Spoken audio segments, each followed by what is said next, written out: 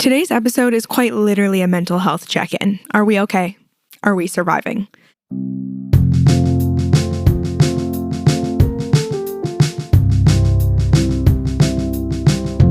Welcome back to Human. My name is Jessica Jane, but you can call me Jess, and I'm the host of this podcast called Human to Human, and we have been relaunched for the past few weeks, so thank you for joining in on our third episode back. It's so nice to be here. At this point, January's over. Thank fucking God. That is the longest month. I think it actually technically is. Jessica, it is. It's 31 days. It feels like it was never going to end. And golly Jesus, was it a journey. I felt like it got to a point where every day was just like, I just simply need to do things for my mental health to fight the winter blues and to try to be somewhat okay. And so if that was you, you're not alone. If you're living in Canada, if you're in Toronto, if you're in the United States, we're not even gonna get political around here, but like, what the actual effing shit is going on? Anywho, wow, what a dull start to the episode. But I just wanted to be real, wanted to be honest. So yeah, we're not getting political, but we're going to get weatherical. We're going to talk about the weather. We're going to talk about my journey getting a flip phone and no longer having it anymore. But first, just like a mental health check-in. Obviously, you cannot respond to me right now, and I really wish you could. I'm having this experience a lot when I teach reformer Pilates as well, where I'm like telling stories or a joke and like people like give me a laugh or a nod, but I'm like, God, I wish you could just reply to me. I love you, and I don't want this always to be one-sided. Anywho, that's the whole point of a podcast, Jessica. And hopefully it makes you feel like you're just talking to a friend and you don't have to say anything. So you just get to go about your day right now, feel like someone's keeping you company, and you don't have to say a goddamn thing. Beautiful. Peaceful. It's a Tuesday when I'm recording this, and Tuesday's my self-care day at this moment. Tuesday is my let's do a little bit of actual physical care that we neglect all the time, because I felt like I was always on the catch-up end of things. For example, by the time I finally shaved my legs, it was like they were so deeply overgrown that I'm like, I feel not cute. And same with my chin hair, same with my unibrow. And my hair is like fried at the ends because I spend so much time in a sauna. So Tuesday is the day, same with my toenails. Like if I have, let the toenail polish go for weeks and weeks and weeks, Tuesday is the day I refresh them. And I'm really enjoying that it's a Tuesday when I do it, because I work Sunday, I work a really long day on Monday. Tuesday I have off for now.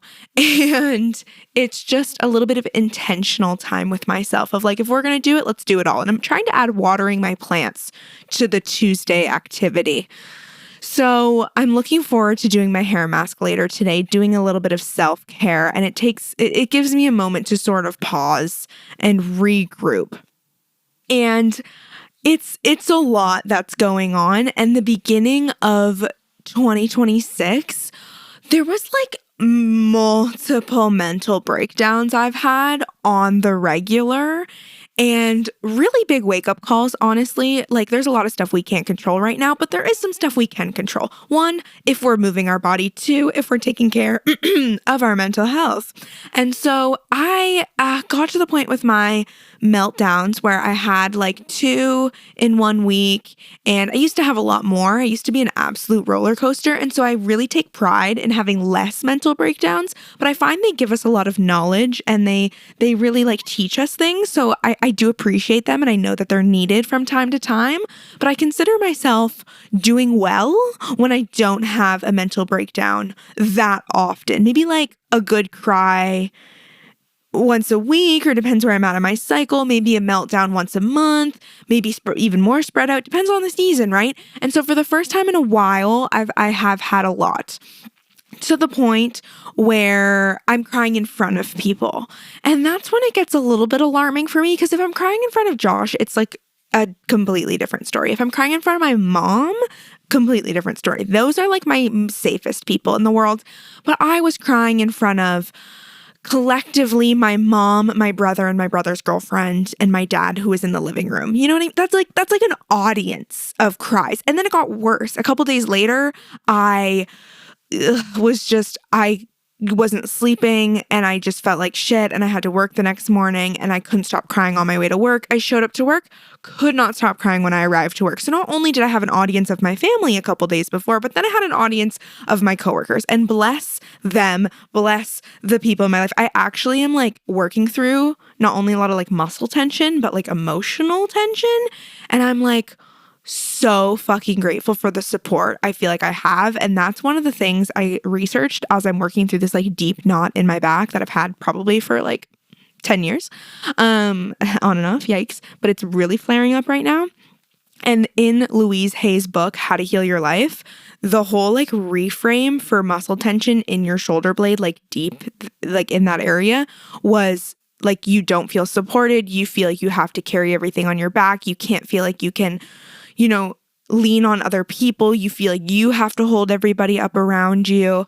And so I've really been trying to like release the need to hold everyone, which is hard because I'm literally a facilitator is how I make money. I hold metaphorical space, like in a sauna or in a workout space. Like I hold space for people to like feel what they need to feel and like allow themselves to turn their brains off, and I will make the decisions for them, and I will tell them what they can do, and I'll take deep breaths with them, and I'll tell them to pulse, and like, so it's a weird experience. But as I'm reflecting, I'm like, oh, so relieved that I can, cry to the people close to me. I can go to work and I get new little tidbits every time I get to talk to a coworker about my muscle pain, where they're like, maybe that's anger, or like, maybe you need to spend like a really good amount of time on a massage ball, rolling through it, breathing through it, letting emotions come up. So I just feel like I'm like soaking in love, knowledge, and support. And I think that's like what we need times 1,000 amidst winter, because it's rough out here. Okay. It's rough out here. And not only that, but like crying, I don't make it a habit of crying when I go to work. Cause after this, well, I'll say this thought first. Crying in front of people you've never cried in front of just shows you the love and support you have, which I really, really like appreciate, or at least, I mean, in my experience.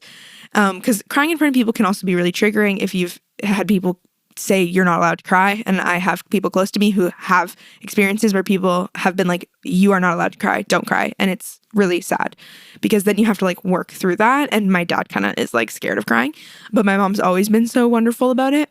And yeah, it shows you that you had support you didn't realize you had when you're vulnerable in that way. But also, when I cried in front of people at work, it was a huge wake-up call for me, where I was like, how far am I going to let this go? Like, how much am I going to keep pushing to try to be quote unquote okay when I'm crying at work? Like, that's a really big deal. Do you know what I mean? Like, especially, it's not like I can like go to the bathroom and cry and then go back to my desk and like not talk to anyone. Like, I have to teach a class, basically. I'm breaking down, and 10 minutes later I have to be like, welcome everyone. How are we doing today? Okay, great. And then like, and crazy enough, I teach my best classes on my worst days. I think I like release a lot of like, I care about what people think, and I just speak from my heart, obviously in a appropriate way. I don't say I'm having a bad day, but I end up teaching phenomenal classes, which is fucking awesome, I guess. But yeah, so I had just like a really big wake up call, and have just been making shifts in my life of just like how I am prioritizing my time and how I'm nurturing my own well-being and making sure like I'm having epiphanies. This is why I have a podcast. I'm having epiphanies every day. And this week's one was exercising in the morning is everything for me, no matter how much I don't want to do it. It's like minus 15 degrees outside. Obviously, I don't want to leave the house to go to a workout class, but like, how can I maybe do a couple workout classes a week and then like do an exercise video in my living room and just start my day off on a better foot? And then like a couple weeks ago, it was like, okay, what do I need to take off my plate? How am I holding space that is not sustainable for me? And yeah, it's like, that's the best we can really do with the process of all of this. And so that's kind of where I've been at the past few weeks. And just, I was at a point at the beginning of January where I could not explain how I was feeling other than like, I'm having problems with my brain. I am struggling with my brain. I mean, and maybe we'll get a bit more vulnerable and I won't be so vague, is that like one of the things I took off my plate was hosting yoga classes in my house. It was an incredible way to gain experience, but it was affecting my health at the end of the day, physically, emotionally, spiritually. Like, it was so beautiful by the end of the class and I would love it. And I'd be like, oh my God, I can't wait to do this again. But it would impact my every single day decisions in the most small, minute, insane ways. And I didn't realize until I just said, I can't do this anymore, and just like reached out to each of my individual community members, and they were so wonderful and encouraging. And it was like, I can't make salmon for dinner because people are coming over and I don't want it to smell bad. And then like, I can't put this thing here because I was just being such an insane perfectionist, which like makes sense. One, it's a fitness space, kind of. I wanted it to be as clean as humanly possible. And two, I am just, like this. So taking that off my plate has been one of the best decisions I've honestly ever made. And then just my back pain has been hitting a breaking point, and I've been really needing to slow down. And that's kind of like the physical health side of things. And I've just been needing to basically navigate regulating my nervous system, experiencing different ways that I need to activate different muscles, because I think one spot is overcompensating for others, and also what emotions am I storing in there? So the epiphany I had yesterday was helpful by a coworker. I think there's a lot of anger that I maybe have been holding on to for like a really long time, so that I need to like let go of. So on TikTok, I saw this thing where you can like, when you're laying in bed, like smack your hands down on the bed. And I did that before I went to bed last night. And it definitely helped like get rid of some stuff. Because like the way I was feeling before about my muscle pain was like, oh my God, I need to literally just like not exercise, not towel wave, not plank for a really long time. And then that was making my mental health so much worse because I wasn't exercising. So now I'm like, no, I think exercising helps. It's just I have to be like really, really, really, really, really aware of what muscles I'm engaging and making sure like I'm doing things properly. And so far so good. But like, it's only been a little bit of doing this, but progress. We're just trying to do our fucking best out here. And I don't know if there was a point to what I was going with on that. And the last thing I'll say about this muscle stuff for now, because it's an ever-evolving journey, is that physio can only do so much. I found an incredible physio who's been really helpful, and then got recommended for a massage therapist who's been phenomenal, and she's a little bit more woo-woo, and I definitely need some woo-woo in my life. I just love that stuff. But at the end of the day, physio is only 30 minutes out of your week if you're going every week. And so there's only so much change that can happen in those 30 minutes. And what this wake-up call in the past month has been is that I need to take more accountability to shift things. At first, I was being so dramatic and I was like, oh, I need to change my whole life. My whole lifestyle needs to change. And like, bit by bit, Jess, fucking relax. Like one small change at a time. And last week I was like, whoa, I feel like these changes are really helping. But then I was a bit of a maniac on Saturday and Sunday, like editing a bunch of content. And I felt like all this tension come back into my traps and into my back and all this stuff. And so I'm like, okay, come back into doing a bit less on the to-do list, being a bit more grounded, and knowing that these things change with my cycle too. Like I'm ovulating right now. So I'm like, I think I'm talking faster today too. So like when I'm on my period or closer to my period, I definitely like need to chill like 10 times more. So riding with the flow of life, and not to mention we got 60 centimeters of snow. Okay. Obviously, this episode's coming out later than the live events. We got 60 centimeters of snow. So, like, and I live in a basement. It's hard not to feel like I'm quarantined sometimes. So pushing myself to go outside, not just for work, but for my own health, has been like so needed. Okay, so we're about 15 minutes in. Let's get to the point of this episode, which is flip phones. My boyfriend and I got flip phones in April of 2025, and I chose this kind of theme for this episode to tell this story now because it was rooted in struggling with our mental health. And I was scrolling and scrolling and scrolling and scrolling and scrolling. And I feel like I was really chaotic in my brain at this time. And I felt like I would like do things and then scroll and do things and then scroll. And I was feeling super agitated all the time. And similarly, Josh, my boyfriend, was feeling the same. And we started to kind of entertain this idea of like, what if we got flip phones and what if we gave it a try?